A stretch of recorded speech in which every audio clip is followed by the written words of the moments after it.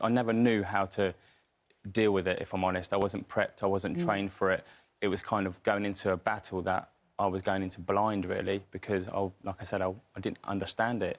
And I was just questioning myself as well. Did I do the right thing?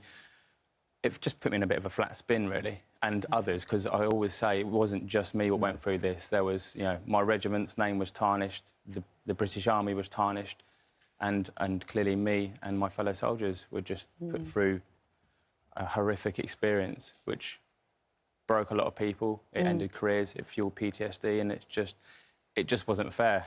And I was heartbroken. That's the end of it, really. This sort of breakdown between the government and the military is what ultimately sort of drove me to leave the military and try and, you know, fix that side of things. I think it's, you know, it is genuinely sort of one of the darkest periods of our history. You look at someone like Brian and you realise that he sort of represents everything that is good about the British Army that was asked to go and do a very unpopular war. It's not perfect, OK, but this idea that there was a complete breakdown in sort of values and standards that we worked so hard to uphold. And for that to be all aired in public and then for there not to be anything really in defence of these guys and for them to be put on the stand, in my view, is, you know, one of the greatest betrayals this country's had towards its servicemen. And, of course, in some areas it continues. We've managed to do some stuff on the Iraq Historical Allegations team and that doesn't exist anymore.